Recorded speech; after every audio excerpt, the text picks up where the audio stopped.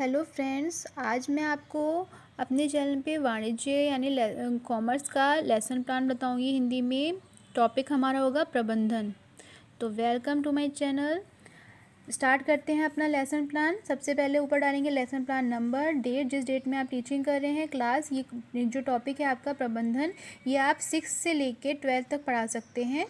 Basic information है, इसलिए आप इसको 6 से लेके 8 तक में भी यूज़ कर सकते हैं और 9 से लेके 12th में भी। तो जो भी आप यहाँ पे क्लास अपनी मर्जी से डाल दीजिएगा। जैसे आप क्लास में टीचिंग कर रहे हैं, सब्जेक्ट हो गया आपका वाणिज्य, टॉपिक हो गया प्रबंधन यानी मैनेजमेंट।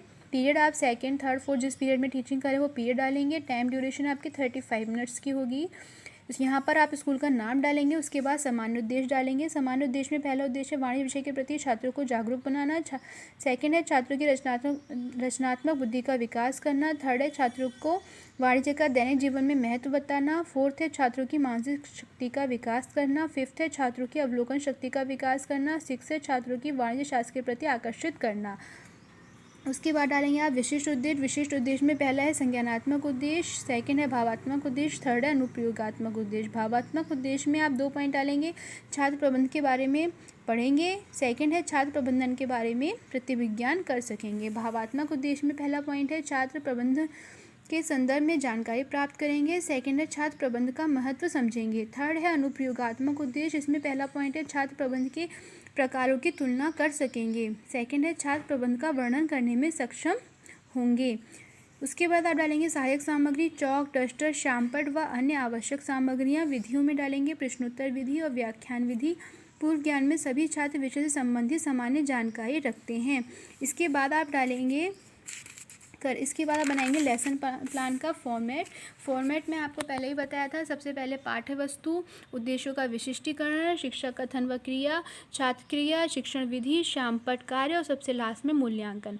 सबसे पहले प्रस्तावना प्रश्न डालेंगे। प्रस्तावना प्रश्न पूछने का उद्देश्य आपका है पूर्व ज्ञान से प्रश्न पूछकर नवीन ज्ञान से संबंध करना। पहला प्रश्न डालेंगे प्रस्तावना प्रश्न में, धन कमाने के लिए हमें क्या करना पड़ता है। छात्र क्रिया में धन कमाने के लिए कोई भी कार्य या व्यापार करना पड़ता है। सेकंड है कोई भी कार्य को भली प्रकार करने के लिए हमें पहले क्या करना पड़ता है। उसका उत्तर बच्चे देंगे, किसी भी कार्य को भली प्रकार करने के लिए या उचित ढंग से करने के लिए हमें उसकी योजना या नियोजन करना पड़ता है। थर्ड पॉइंट में आएगा नियोजन क्यों किया जाता है। बच्चे उत्तर देंगे, नियोजन कार्य को सरल एवं सुचारू रूप से करने के लिए किया जाता है। फोर्थ आपका है क्वेश्चन, जब किसी कार्य को नियोजन व नियंत्रण निर्देशन से करते हैं।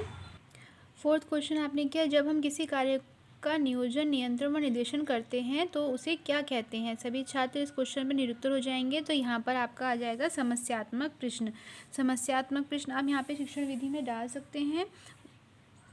समस्यात्मक प्रश्न आने के बाद सब आप अपने उद्देश्य कथन को बताएंगे। उद्देश्य कथन बताने का उद्देश्य है ये आप उद्देश्यों को विशिष्टीकरण में डालेंगे। छात्रों को विषय वस्तु से अवगत कराना। उद्देश्य कथन आप कैसे बताएंगे बच्चों को, तो छात्रों आज हम प्रबंधन के बारे में चर्चा करेंगे। छात्र क्रिया क्या होगी, जब आप बच्चों को कुछ बताते हैं तो छात्र क्रिया होगी, सभी छात्र आपको ध्यानपूर्वक सुनेंगे।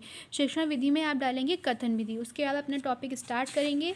सबसे पहले आप देंगे स्पष्टीकरण। स्पष्टीकरण में आप सबसे पहले डालेंगे यहाँ पे पाठ्य वस्तु में प्रबंधन का अर्थ। उद्देश्यों का विशिष्टीकरण बनाएंगे। सभी छात्र प्रबंध का अर्थ को स्पष्ट रूप से समझेंगे। स्पष्टीकरण कैसे देंगे, प्रबंधन एक पृथक प्रक्रिया है जिसमें नियोजन, संगठन, उत्प्रेरणा एवं नियंत्रण सम्मिलित है तथा निष्पादन व्यक्तियों एवं साधनों के उपयोग द्वारा उद्देश्यों का निर्धारित एवं प्राप्त करने के लिए किया जाता है। प्रबंधन एक सतत प्रक्रिया है जो निरंतर चलती रहती है, बस इसका उद्देश्य बदलता रहता है। जब आप बच्चों को स्पष्टीकरण देंगे तो छात्र क्रिया क्या होगी, सभी छात्र ध्यानपूर्वक सुनेंगे और विधि आपकी यूज़ होगी यहाँ पे व्याख्यान विधि। उसके बाद आप बच्चों से मूल्यांकन प्रश्न पूछेंगे। मूल्यांकन प्रश्न में आप पहला प्रश्न पूछेंगे, मूल्यांकन वाले कॉलम में लिख देंगे। मूल्यांकन प्रश्न में पहला प्रश्न है प्रबंध को अपने शब्दों में समझाओ। सेकंड है प्रबंध की परिभाषा बताइए। उसके बाद आप विकासात्मक प्रश्न पूछेंगे। विकासात्मक प्रश्न पूछने का उद्देश्य आपका क्या है, ये आप उद्देश्यों के विशिष्टीकरण में लिखेंगे। छात्रों में बोध, तर्क एवं निर्णय शक्ति का विकास होगा। विकासात्मक प्रश्न में पहला प्रश्न है प्रबंध किस तरह से हमारे कार्य को सरल बनाता है। छात्र उत्तर देंगे, प्रबंध के द्वारा हमें कार्य करने की दिशा का पता चलता है। सेकंड क्वेश्चन है प्रबंध किस तरह की प्रक्रिया है।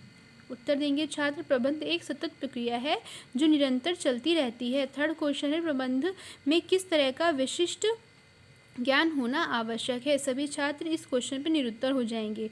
तो यहाँ आपने प्रश्नोत्तर पूछे हैं, तो आपकी विधि कौन सी यूज़ होगी यहाँ पे? प्रश्नोत्तर विधि।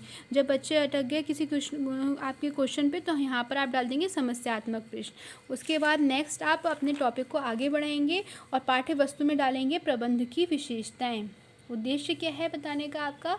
सभी छात्र प्रबंध की विशेषताओं को जानेंगे। शिक्षक कथन या क्रिया में आप डालेंगे स्पष्टीकरण। प्रबंध एक उद्यम या उपक्रम का वह कार्य जिसका संबंध व्यवसाय के उद्देश्यों की पूर्ति हेतु विभिन्न क्रियाओं के निर्देशन एवं नियंत्रण से है। प्रबंध की विभिन्न विशेषताएं हैं। पहला, कला व विज्ञान का रूप। दूसरा, प्रबंध एक सार्वभौमिक क्रिया है। तीसरा, प्रबंध एक व्यावसायिक क्रिया है। चौथा, प्रबंध एक निरंतर प्रक्रिया है। ये आपने स्पष्टीकरण दिया। तो छात्र की क्रिया क्या होगी? सभी छात्र ध्यानपूर्वक सुनेंगे। शिक्षण विधि क्या होगी? व्याख्यान विधि, क्योंकि आप यहाँ पर व्याख्या करके बता रहे हैं। उसके बाद शामपट कार्य डालेंगे। शामपट कार्य में कॉलम में आप सबसे पहले यहाँ पे डालेंगे टॉपिक प्रबंध और उसके बाद अर्थ डालेंगे। प्रबंध एक सतत प्रक्रिया है जो निरंतर चलती रहती है, बस इसका उद्देश्य बदलता रहता है। विशेषताएं क्या हैं आपकी? कला व विज्ञान, सार्वभौमिक क्रिया, व्यावसायिक क्रिया और निरंतर क्रिया। शामपट कार्य बताने के बाद यहाँ पर आप डालेंगे लेखन एवं निरीक्षण कार्य। शिक्षक छात्रों को शामपट पर लिखित सारांश को अपनी अभ्यास पुस्तिका पर लिखने का आदेश देगा और स्वयं कक्ष में घूमकर उनका निरीक्षण करेगा। छात्र क्रिया क्या होगी? सभी छात्र शामपट पर लिखित सारांश को अपनी अभ्यास पुस्तिका पर उतारेंगे। शिक्षण विधि कौन सी यूज हुई यहाँ पे? लेखन विधि। उसके बाद आप अपना मूल्यांकन प्रश्न पूछेंगे। मूल्यांकन प्रश्न में पहला प्रश्न है, प्रबंध किस प्रकार हमारे कार्यों को सरल बनाता है। सेकंड है, प्रबंध की कोई दो विशेषताएं बताइए।